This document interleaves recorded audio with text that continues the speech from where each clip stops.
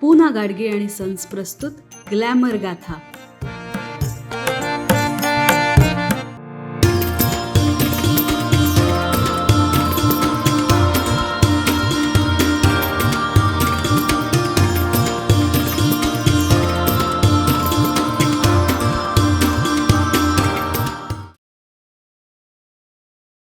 नमस्कार.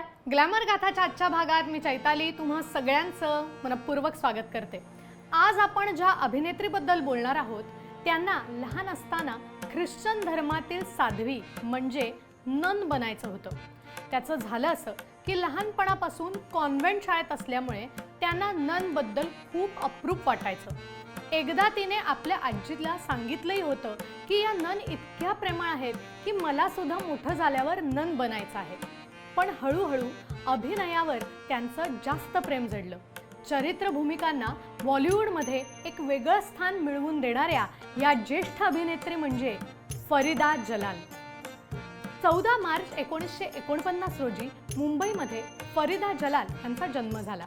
आई वडील त्या लहान असतानाच विभक्त झाल्यामुळे त्यांनी आपलं शिक्षण पंचगणीमधील सेंट जोसेफ स्कूलमधून पूर्ण केलं. शाळेत असल्यापासूनच त्यांना अभिनयाची आवड होती. शाळेच्या कार्यक्रमांमध्ये त्या बऱ्याच वेळेला नृत्यात सहभागी होत असत. शिक्षण पूर्ण झाल्यावर अभिनय करायचा होता म्हणून त्यांनी फिल्मफेअरने 1965 साली आयोजित केलेल्या United film producer talent Hunt या स्पर्धेत भाग घेतला. महिला गटातून फरीदा जलाल आणि पुरुष गटातून राजेश खन्ना ही स्पर्धा जिंकले होते. या स्पर्धेच्या निकालावेळी प्रसिद्ध चित्रपट निर्माते ताराचंद बडजात्या तेथे उपस्थित होते. त्यांनी त्याच वेळी फरीदाजींना एका चित्रपटाची ऑफर दिली. 1967 साली प्रदर्शित झालेल्या तकदीर चित्रपटातून त्यांनी अभिनयाच्या क्षेत्रात पदार्पण केले. त्यानंतर बहारों की मंजिल, महल, आराधना, पुरस्कार, नया रास्ता अशा चित्रपटांमध्ये त्यांनी अभिनय साकारला. 1970 साली प्रदर्शित झालेल्या गोपी चित्रपटातून फरीदाजींच्या करिअरला एक वेगळीच दिशा मिळाली. या चित्रपटात त्यांनी दिलीप कुमार साहेबांच्या बहिणीची भूमिका साकारली. त्यानंतर त्यांना अशाच प्रकारच्या भूमिका मिळायला सुरुवात झाली. प्रमुख अभिनेत्री म्हणून काम मिळत नसलं तरी त्यांनी या सहाय्यक अभिनेत्रीच्या भूमिका अतिशय उत्तमरित्या पार पाडल्या. त्यानंतर खोज, बॉबी, अमर प्रेम, हिरा, मजबूर, काला सोना, धर्मात्मा, शतरंज के खिलाडी, नया दौर अशा काही गाजलेल्या चित्रपटात त्यांनी अभिनय साकारला. 1978 साली त्यांचं लग्न तबरेज बर्मावर यांच्याशी झालं.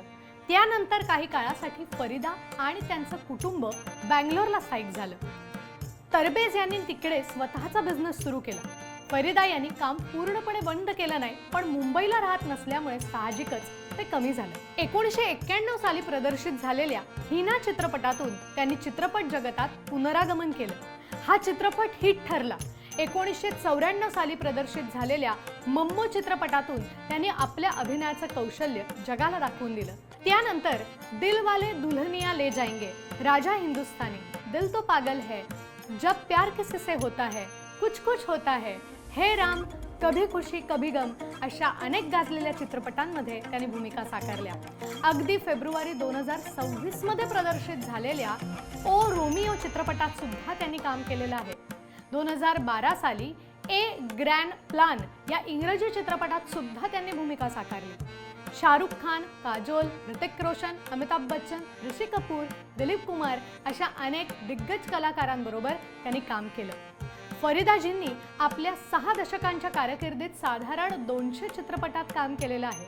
कोई शहरी बाबू, बागों में बहार आई, देख सकता हूँ मैं, बेचारा दिल क्या करे, डाकिया डाक लाया, मेहंदी लगा के रखना, बोले चुडिया अशी त्यांच्यावर चित्रित झालेली बरीच गाणी आजही लोकप्रिय.